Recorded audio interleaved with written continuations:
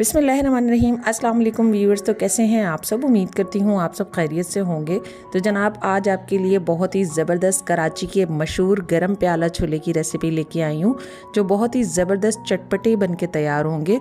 और इसको हम चटनी, सैलेड और पापड़ी के साथ सर्व करेंगे। बहुत ही ज़बरदस्त लगते हैं।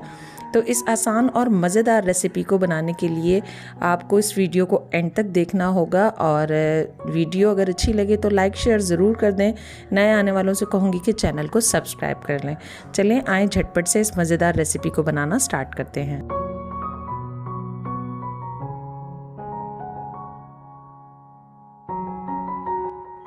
यहाँ पर मेरे पास हैं बॉयल चने। तकरीबन 1 पाव कच्चे चने मैंने बॉयल कर लिए थे और ये अच्छे से बॉयल करके मैंने रख लिए हैं पानी समेत।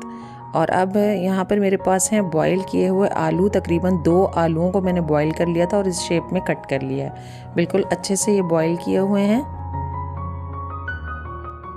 एक कढ़ाई को चूल्हे पर रख दिया और उसमें बॉयल किए हुए चने शामिल कर दिए हैं। और अच्छे से मिक्स करने के बाद अब हम इसमें कुछ स्पाइसेस शामिल करेंगे। 1 छोटा चम्मच लाल मिर्च पाउडर, 1 छोटा चम्मच हल्दी पाउडर, चाट मसाला 1 छोटा चम्मच। इसके अलावा इसमें जाएगा काला नमक 1 छोटा चम्मच। धनिया पाउडर हम ले रहे हैं 2 छोटे चम्मच या 1 खाने का चम्मच आप ले सकते हैं। इसके अलावा इसमें जाएगा नमक, आम नमक जो होता है वाइट सॉल्ट 1 छोटा चम्मच या अपने टेस्ट के मुताबिक। अब इसमें हम शामिल कर लेंगे बॉईल किए हुए आलू। अच्छे से इन सब चीज़ों को मिक्स करेंगे। पानी यहाँ पर मुझे थोड़ा सा कम लग रहा है तो मैं मज़ीद पानी भी इसमें ऐड कर दूँगी ताकि अच्छे से ये पानी में पकें और मसालों के साथ अच्छे से ये पक जाएं।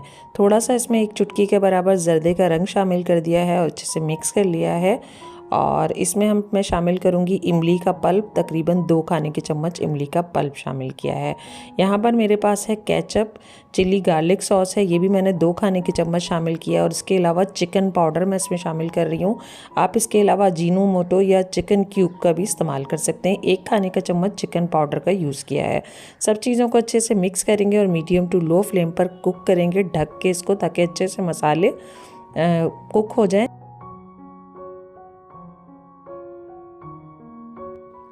7 से 8 मिनट मसालों के साथ मैंने इसको कुक कर लिया है। बहुत ही ज़बरदस्त सी खुशबू आ रही है। चाहें तो इसमें थोड़ा सा गरम मसाला शामिल कर सकते हैं पिसा हुआ। और बिल्कुल ये बन के तैयार हैं। अब लास्ट में मैं इसमें कॉर्नफ्लोर ऐड करूँगी। 2 खाने के चम्मच कॉर्नफ्लोर को मैंने पानी में घोल लिया है और अब इसको थोड़ा थोड़ा करके हम शामिल करेंगे और मिक्स करते जाएंगे।